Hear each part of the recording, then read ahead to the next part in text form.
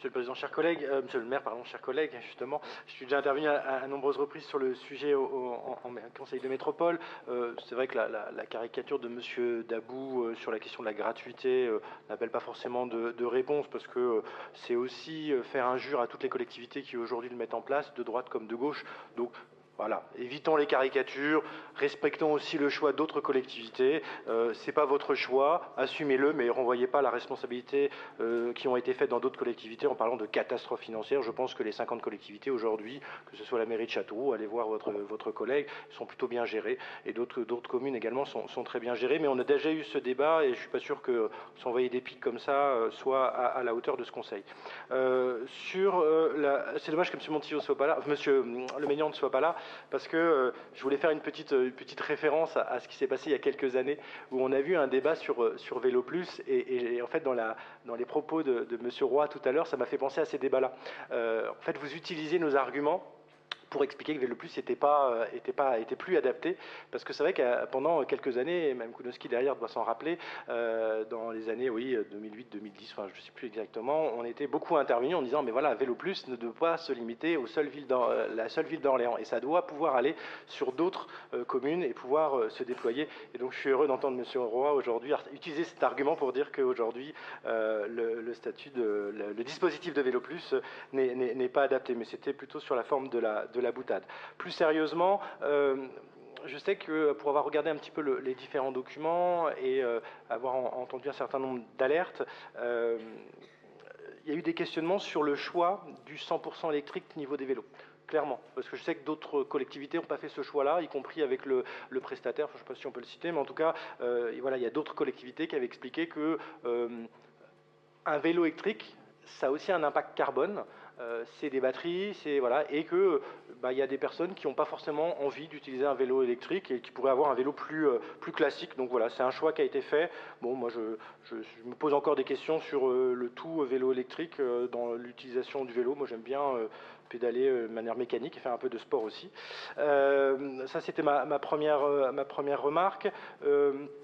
Sur la question ça a été évoqué sur la ligne L et O, je sais que la porte a été ouverte, mais je pense que, je crois que ça a été dit dans la presse, mais j'aimerais bien qu'on l'officialise, se dire qu'aujourd'hui, en fait, cette ligne fusionnée, on pourrait dire qu'on l'expérimente pendant un an, et si jamais on se rend compte qu'elle n'est pas adaptée à l'utilisation qui en est faite, et que on va dire que l'utilisation précédente, avec des boucles plus petites et une fréquence plus élevée, pourrait être réétudiée. En tout cas, voilà, c'est la proposition que je vous fais ce soir, en me disant, comme vous l'avez évoqué sur la tarification, c'est une sorte de clause de revoyure qui nous permet de se dire, voilà, au final, la navette, comme elle a été reconstituée, n'est pas forcément le plus optimum pour l'utilisation quotidienne et régulière.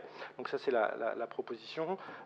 Dire également, alors je ne referai pas le débat sur la tarification sociale, parce que c'est vrai que vous parliez de marche par marche, mais la première marche a été longue, c'est-à-dire que vraiment on a entendu plus de 3 ans, 4 ans pour arriver. Je ne vais pas relancer le débat parce que j'avais entendu vos différentes argumentations, mais c'est vrai que c'était quelque chose qui était très, très, très attendu.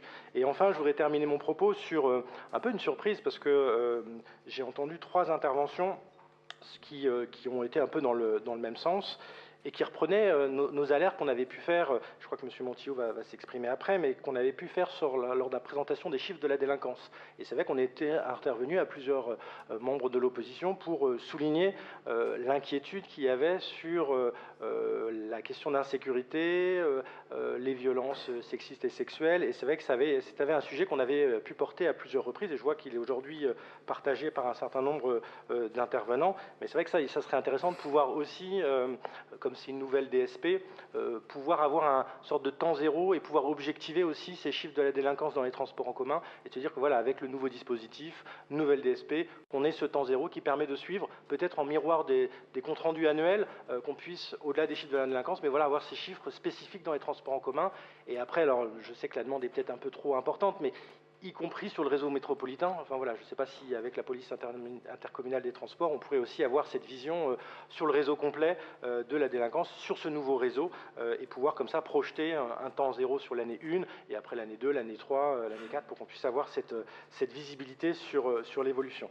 Et enfin, voilà, pour terminer complètement, je ne suis pas sûr que l'ennemi numéro 1 de l'utilisation des transports en commun, ça soit l'insécurité, peut-être, mais je pense que un des ennemis au recours au transport en commun aujourd'hui, c'est la question du réseau et de la régularité. Donc voilà, je ne mets pas ça en opposition, mais je pense qu'aujourd'hui, si beaucoup n'utilisent pas les transports en commun, certes, il y a des questions d'insécurité, mais il y a aussi des questions de réseau et de régularité. Et je pense que, et j'espère que la nouvelle DSP permettra d'améliorer cette situation. Et vous avez évoqué, alors j'espère qu'on pourra le regarder, j'essaierai de le regarder de manière un peu plus fine dans les documents, vous avez évoqué un certain nombre de pénalités. J'espère qu'on pourra les activer, enfin, on ne souhaite pas les activer, mais si jamais il y a un certain nombre de situations récurrentes, que les pénalités soient bien appliquées. Merci.